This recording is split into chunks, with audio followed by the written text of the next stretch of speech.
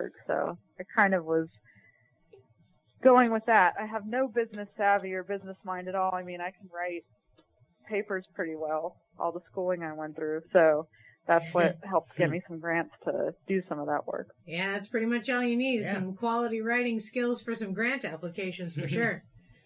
Yeah, and sounds like your heart's in the right place, too. Pardon me? I said, sounds like your heart's in the right place, too. You know, you're building it not out of like, oh, I just want to perform and look at me. You're like trying to help people and try to achieve a higher level of mindfulness. That's pretty amazing. It sounds so cool. Well, thanks. I mean, it's kind of, that's an interest of mine is, you know, I've had enough hardships in my life, and we all have, but it's, you know, for me, it's like, there's certain people that come your way or certain life experiences that have made significant changes. And I think I'm interested in helping people, but, you know, you kind of have to learn how to, like, I had to learn how to, like, okay, you don't need to help people in a way that, like, is totally sucking your own life out of you, which was kind of happening to me as I was, like, I'm not, like, a big, strong woman who, like, I'm strong. I'm super strong. Sure. An independent woman. So, but I wasn't like someone who like had this great confidence that if an angry person was coming to bite me, that I like knew exactly what to do with confidence, you know? So that wasn't serving me as a way to help others. So. Yeah. Well, people biting you, very scary. Yeah. So, you know, I think you handled it and turned it around in a good way. Yeah, some people are really really great at staying calm in those kind of scenarios. So it must not be impossible, but it felt that way for me anyway. Well, I'm glad you found a way to channel it, because I've definitely had friends who have started out right after college wanting to help people and then realized that it was hard or soul sucking, and then they were like, forget it, I don't want to do this anymore, and then they just gave up. So I'm glad that you were like, no, I'll figure out how to do this. Maybe it's not in the incarnation that I expected, but it's definitely going to be somewhere that I'm going to find a way to get through to people and help them out. Yeah. Yeah, I mean that's sort of the heart of like why improv comedy exists in the first place is like, you know, like there was like the standardized form, and then in a way to help people psychologically work things out and also just to like get it done, we all realized that improv was something, you know, like Del Close was like, yeah, just make it up on the spot, let's do this whole thing. And it's kind of nice like to further the energy of like, let's shake it up, let's find some middle ground in this art form, you know. I like the idea that like, especially with the yoga too, because it's like, let's calm people down while we try to get them to improvise as well, you know? Yeah, absolutely. Let's like bring some peace, because oddly enough, it's kind of like the way they operate as part of Open Up Pittsburgh is they're definitely very separate. I kind of had the dream that they could be together. Like in some of the yoga classes, there's different parts of the yoga class. So they'll do like a little bit of breath study, pose study, and then a practicing resting. Yeah. And there's room for like the older kids to also then do, I don't know, a focus game like Zip Zap Zop or something like that. But it would be really great if, I don't know, I hadn't really thought too much of like just like creating this new thing where they're, you know, somehow there's blended even more than that, but there's just overlap in the goal of being more self-aware and being more present for yourself and for others. I mean, it's like baby steps, you know, it's like improv comedy came about just in like the strictest sense of like in performance, and then like Amy found work doing it for like, you know, in a corporate setting where it helps to like, just in a communication sense, it helps things get done to be able to like understand and like be supportive. And then, yeah, you can even stretch that further into like people with, disabilities or like social disabilities, where it's like, it just helps them communicate. You know, it's like improv kind of has a lot more to offer than originally conceived when it started. Yeah. You know?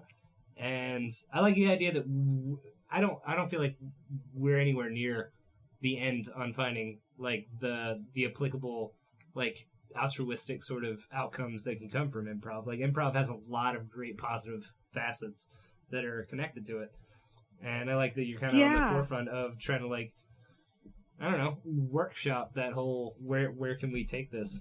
Yeah, it doesn't just have to be just performance or even just like, you know, team building. It can be a thousand other things. You can just be getting out there. You know, speaking of which, earlier us talking about Alan Alda on Hawkeye. Alan Alda runs a school the first out Hawkeye. of Stony Brook University that is using improv to teach like doctors to be able to communicate the stuff and like research scientists. Oh, is he? Yeah, it's I knew so he was cool. I knew he was doing improv.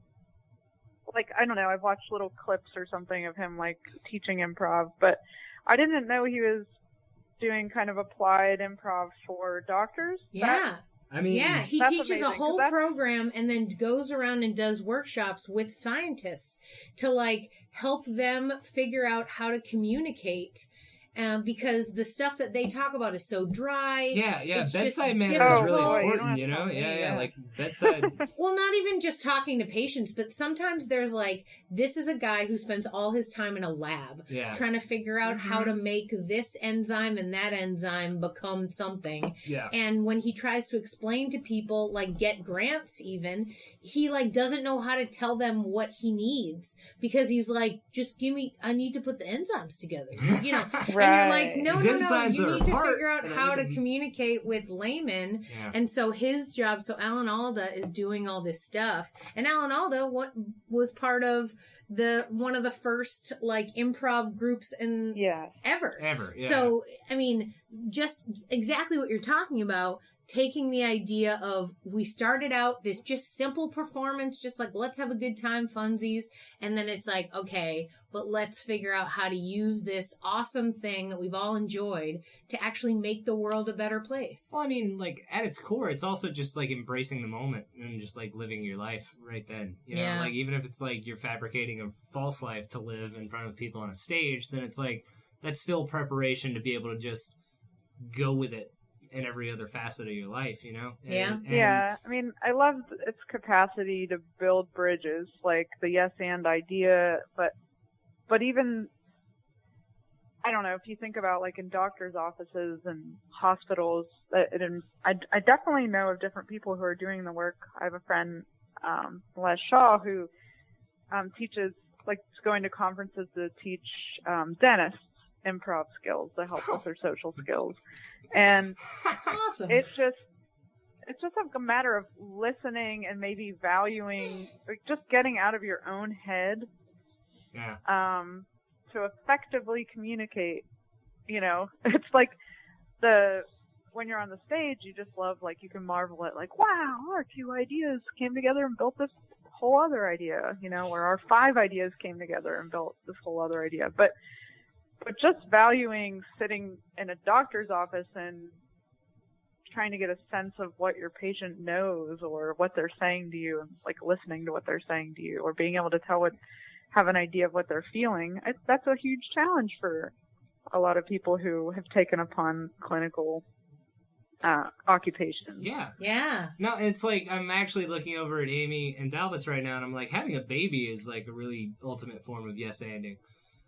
Sure. like in the sense of like just agreeing to do it together, you know, is like one of those things. Like improvisation for parents would probably be a very crucial asset because babies are chaos and there's no telling what they're going to do. So like improvisation is a strong key in being able to just be like, all right, that happened and now here we are. You know, there's so much poop. I didn't know people can make that kind of poop. You know, like I didn't know something so small can make that much poop. Here we go. Yes, poop, and here I am, not making you freaked out about the poop. You know, like. Well, I think it's like not taking things super personally is also this thing that, my coach, a theater owner here in Pittsburgh, Woody Drennan, he kept stressing with us. He's like, don't take it personally. Like, he wants on the stage, he doesn't want you to be offended if somebody calls like, oh, you're really hairy. He doesn't want your character's not supposed to be like, well, I'm, a medium I took hairy. a lot of steroids. You're supposed to be proud of it. Like, I am really hairy. I took a lot of steroids. It's like this idea of, not taking everything so personally on the stage. That applies to life too, in nice ways. Yeah, the last corporate workshop that I talked to them about the idea of not being precious with your ideas, because like I asked them like what kind of work that they do when I start so that I can frame certain things to their work.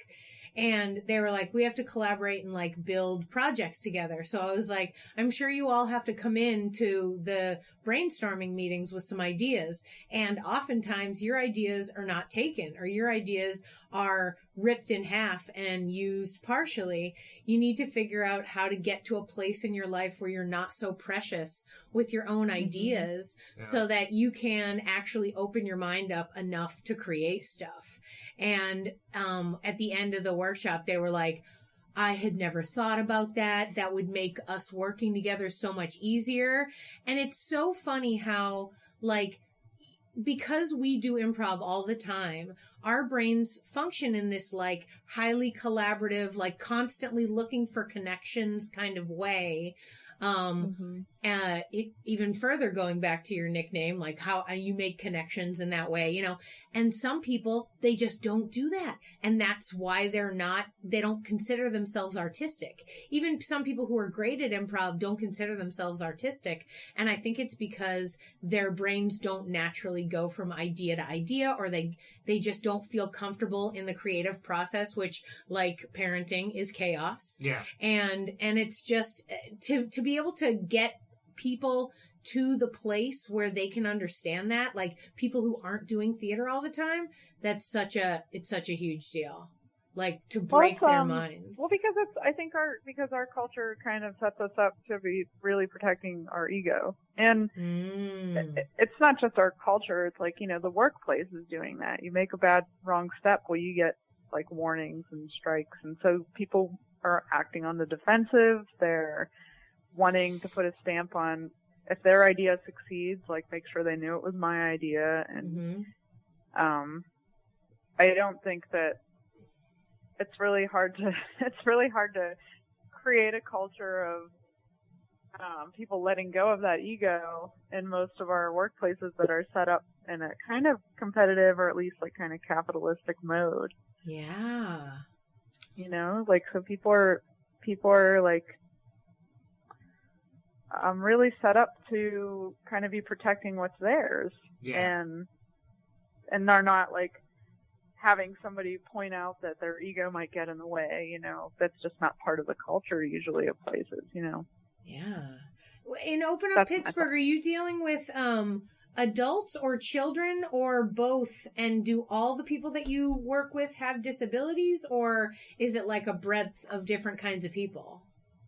Well, honestly, so what's been happening is, so initially I got a $25,000 grant from a PNC Bank charitable trust, and that was to sort of nurture the improv and yoga, but really what took off more so than the improv was yoga. That took off in a more kind of sustainable way, because people already know what yoga is. Like, it's really catching on in the country, and like mindfulness is sort of having a buzz about it. And it's not that, but improv just doesn't quite have that same marketability. You have to spend a lot of time sort of convincing people, like, what, because I mean, people have heard of theater classes, Yeah. But it's it's been a very interesting thing to try to like explain the benefits of kind of improv in a way that schools or organizations kind of will think, like, really jump on. But so kind of to answer your question, we want to be open to any age group, but we've had our most success with connecting with schools for kids with special needs or high support needs, and those ages, that's been elementary through high school, basically. Now we've done a young adult 10-week session of kind of an improvised play at a camp that serves individuals who have